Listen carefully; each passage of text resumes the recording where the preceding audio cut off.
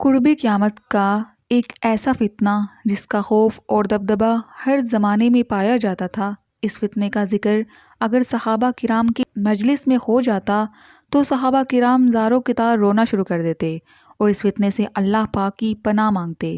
دوستو، آج کی اس ویڈیو میں بات کروں گی اس کائنات کے سب سے بڑے فتنے یعنی دجال کی۔ یہ دجال کون ہے اور دجال حقیقت میں کس شخصیت کا نام ہے؟ دجال کی پیدائش کب اور کیسے ہوئی اور دجال کے ماں باپ کون ہیں؟ اور کیا حضور پاک صلی اللہ علیہ وآلہ وسلم کے زمانے میں بھی دجال موجود تھا؟ دجال اس وقت کہاں ہے اور دجال اس دنیا میں کب ظاہر ہوگا؟ دوستو، ان سارے سوالوں کے جواب آج کی اس ویڈیو میں آپ کو قرآن و حدیث کی روشنی میں بتاؤں گی، لہٰذا آپ سب سے گزارش ہے کہ میری اس ویڈیو کو پورا اینڈ تک ضرور دیکھیے گا۔ دوستو، نبی پاک صلی اللہ علیہ وآلہ وسلم نے ارشاد فرمایا کہ قیامت اس وقت تک قائم نہیں ہوگی جب تک کہ دجال اس دنیا میں ظاہر نہ ہو جائے۔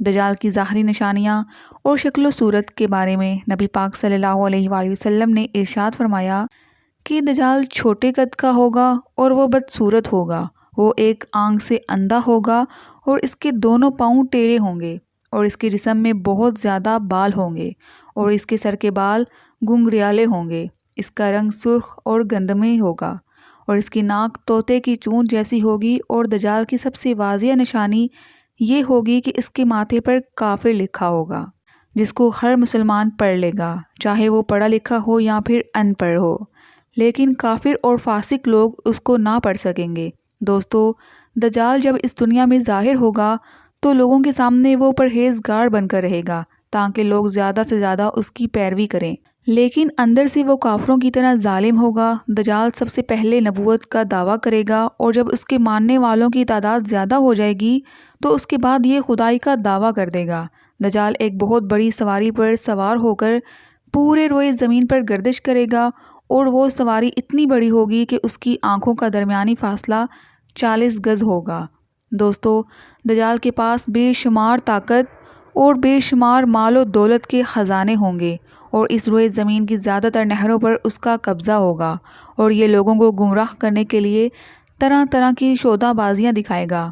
یہ آسمان کو حکم دے گا تو وہ بارش برسائے گا، یہ زمین کو حکم دے گا تو وہ سبزہ اگائے گی۔ اس وقت دجال اپنے آپ کو خدا کہے گا۔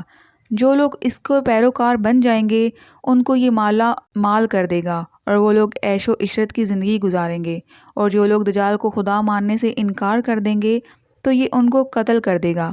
دوستو، دجال بجلی سے بھی زیادہ تیز رفتار سے اس زمین کے اندر گردش کرے گا اور وہ دنیا کے ہر کونے میں جائے گا۔ اس وقت دنیا کے تمام کافر اور اسرائیلی لوگ اس کی حمایت کا اعلان کر دیں گے اور اس کی جماعت کے ساتھ شامل ہو جائیں گے، لیکن جو سچا مسلمان ہوگا وہ اس کو پہچان لے گا اور اس کو ماننے سے انکار کر دے گا۔ دجال پورے روئے زمین میں فتنہ اور فساد پھیلانے کے بعد مکہ مکرمہ اور مدینہ منورہ کی طرف روانہ ہوگا۔ جب یہ مکہ میں داخل ہونے کی کوشش کرے گا تو اس کو مکہ میں داخل ہونے سے روک دیا جائے گا اور آخر کار مکہ سے ذلیل و خوار ہو کر مدینہ منورہ کی طرف جائے گا۔ اس وقت مدینہ منورہ کے 7 دروازے ہوں گے اور ہر دروازے پر اللہ تبارک و تعالیٰ کی طرف سے ایک نگہبان فرشتہ مقرر ہوگا جو اس کو مدینہ منورہ میں داخل نہیں ہونے دے گا۔ اس وقت دجال مکہ اور مدینہ کے باہر کھڑے ہو کر ایک خوفناک چیخ مارے گا اور اس وقت مکہ اور مدینہ کے اندر جو بھی منافقین ہوں گے وہ اس کی آواز سن کر باہر نکل آئیں گے اور دجال کے گروہ میں شامل ہو جائیں گے۔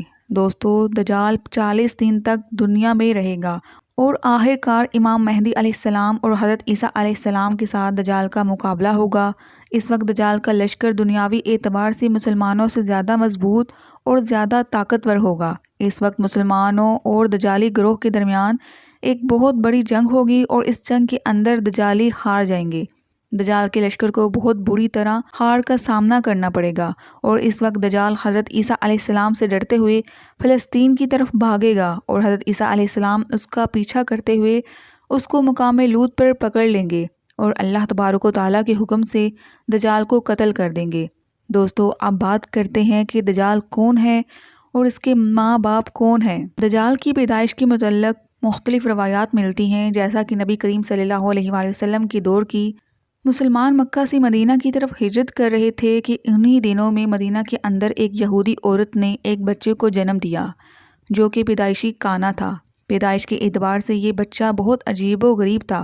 بچپن میں یہ بچہ مدینہ کے اندر بچوں کے ساتھ کھیلا کرتا تھا اور آہستہ آہستہ یہ بچہ مدینہ کے اندر مشہور ہونے لگا اور مدینہ کے اندر اس نے اپنے اوپر وہی آنے کا دعویٰ کر دیا اور یہ بچہ لوگوں کے ساتھ عجیب و غریب اور پر اسرار باتیں کرنے لگا۔ جب اس کی ماں کو یہ علم ہوا، اس کی ماں حضور پاک صلی اللہ علیہ وآلہ وسلم کی خدمت میں آئی اور اپنے بیٹے کا سارا حال نبی پاک صلی اللہ علیہ وآلہ وسلم کو بتایا، اور اس بچے کی ماں حضرت محمد صلی اللہ علیہ وآلہ وسلم سے گزارش کرنے لگی کہ آپ اس بچے کا معائنہ کریں کہ یہ کیا کر رہا ہے۔ ایک دن نبی کریم صلی اللہ علیہ وآلہ وسلم صحابہ کرام کے ساتھ اس بچے کا معائنہ کرنے کے لیے اس کے گھر کی طرف روانہ ہوئے۔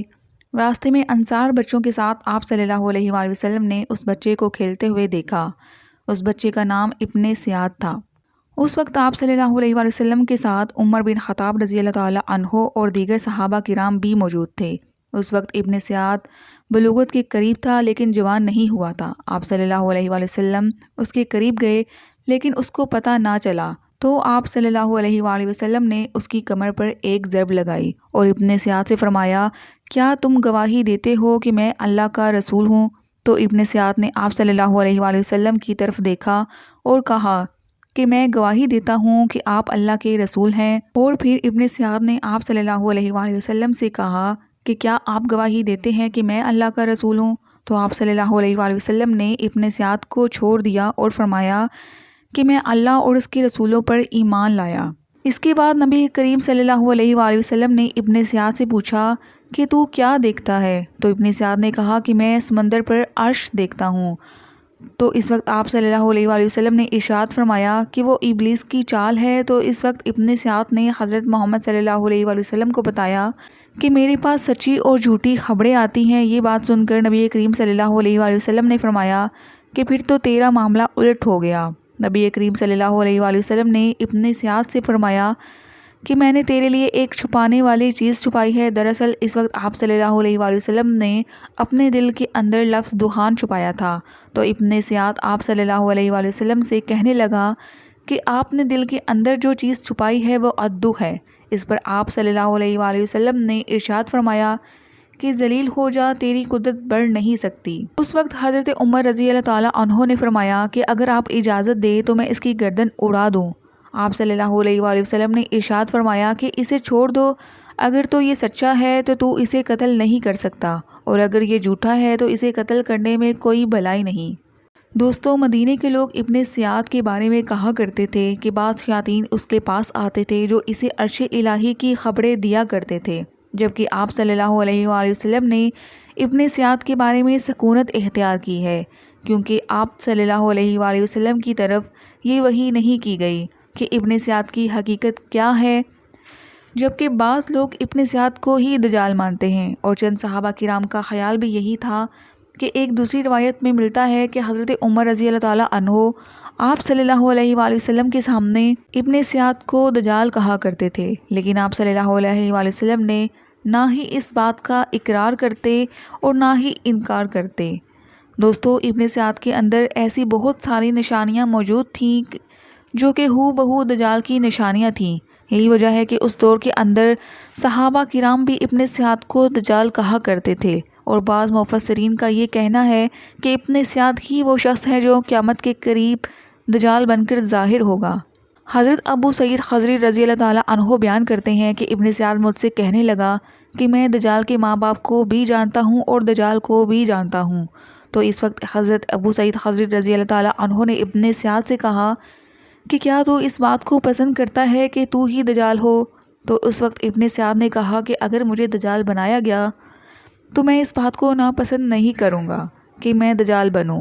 دوستو، بعض مفسرین کا کہنا ہے کہ ابن سیاد دجال نہیں ہے، کیونکہ یہ بعد میں آپ صلی اللہ علیہ وآلہ وسلم پر ایمان لے آیا تھا، بلکہ دجال حضرت سلیمان علیہ السلام کے دور میں جنات اور انسانوں کے ملاپ سے پیدا ہوا تھا اور اس کے ماں باپ کو قتل کر دیا گیا تھا۔ دجال کو ایک جزیرے کے اندر قید کر دیا گیا تھا اور انسانوں اور جنات کی ملاپ سے پیدا ہونے والا بچہ، یہ دجال آج بھی اسی جزیرے پر قید ہے، اور اس کے ساتھ ساتھ شیاطین اس کو ہر بات کی خبر دیتے ہیں۔ دجال کی پیدائش کے بارے میں حضرت امام رضی اللہ تعالیٰ عنہ بیان کرتے ہیں کہ دجال وہ فتنہ جس کو اللہ تبارک و تعالیٰ نے اس وقت پیدا فرمایا جس وقت حضرت آدم علیہ السلام کو جنت سے نکالا گیا، اور دجال کو بنا ماں باپ کے پیدا کیا گیا۔ دوستو، حقیقت تو یہ ہے کہ دجال قیامت کے قریب ظاہر ہوگا، اور اس کی جو نشانیاں ظاہر ہوں گی وہ آپ صلی اللہ علیہ وآلہ وسلم کی احادیث مبارکہ میں ملتی ہیں۔ لیکن یہ دجال کون ہے، یہ کہاں سے آیا اور یہ کیسے پیدا ہوا، اس کے ماں باپ کون ہیں، حقیقی طور پر جو ماں باپ ہیں وہ کون ہیں، اس کے بارے میں کسی کو کوئی علم نہیں۔ اس کا علم اللہ تبارک و تعالیٰ کی ذات کے پاس ہے۔